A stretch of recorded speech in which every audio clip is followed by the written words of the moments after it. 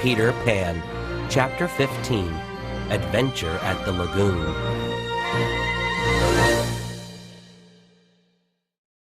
The children spent many sunny days at the lagoon. This was where the mermaids lived and played. Wendy was fascinated by the mermaids and wanted to meet them. But the only human they would talk to was Peter. Sometimes they even let him sit on their tails. When they saw Wendy, however, they would dive back into the water. Then they would use their tails to splash her. So Wendy had to watch from a distance. The best time to see mermaids was on sunny days after a rain. Then they surfaced in large numbers to play with their bubbles. The bubbles were made of rainbow water. The mermaids hit the colorful bubbles from one to another with their fins until the bubbles burst. It was lovely to watch. Sometimes the children came to the lagoon.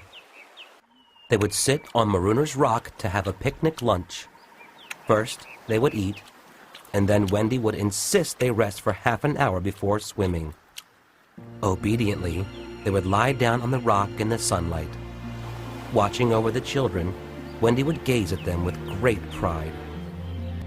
It was just such a day on Marooner's Rock when a great adventure occurred. They had all dozed off except for Wendy, who continued to sew. Suddenly, a great change came over the lagoon. The sun disappeared, and a chilly breeze made stiff waves in the water.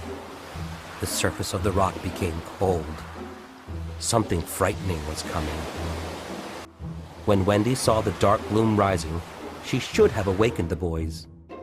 But being a new mother, she didn't know this. Instead, she thought it was more important to stick to her rule of a half-hour's rest. Even when she heard the sound of oncoming oars, she let the boys sleep on. They all continued to sleep except for Peter. When he heard the splash of oars, he sprang up with excitement. "Pirates coming! Dive!" He yelled. Instantly, the children all dove into the water. The boys and Wendy swam quickly away. By the time the small pirate boat drew near, Marooner's Rock was deserted. 3 figures stood up in the boat, the pirates Smee and Starkey, and Tiger Lily. The hands and feet of the Indian princess were tied with rope. The pirates' plan was to leave their captive on Marooner's Rock. For centuries, evil captains had tied sailors to the rock, waiting for the tide to rise. When the water rose, the men drowned. This was the fate the pirates planned for Tiger Lily, too.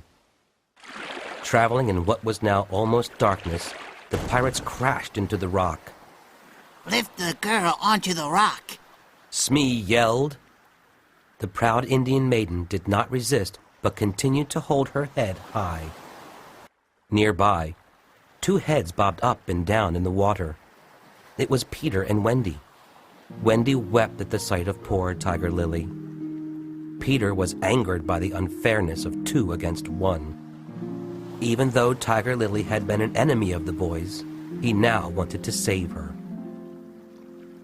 Imitating the voice of Hook to perfection, Peter called out, "Ahoy, you pirates!" It's Captain Hook! the pirates said to each other with surprise. Captain, we have the Indian princess! They shouted. "Cut her ropes and set her free!" commanded Peter in Captain Hook's voice. But Captain! They called back. "I said set her free at once, or you'll tangle with my hook!" yelled Peter. "We better do what the captain orders," said Smee to Starkey. They cut the ropes on Tiger Lily's hands and feet. Immediately, she slipped gracefully into the water and swam away from sight. For a brief moment, there was complete silence in the lagoon. Wendy looked at Peter with great admiration. Peter tried really hard not to look pleased. The pirates struggled to get their boat off the rock. Suddenly, a voice cried out, "Ahoy, you pirates!" It was the voice of the real Captain Hook, and he was in the water too.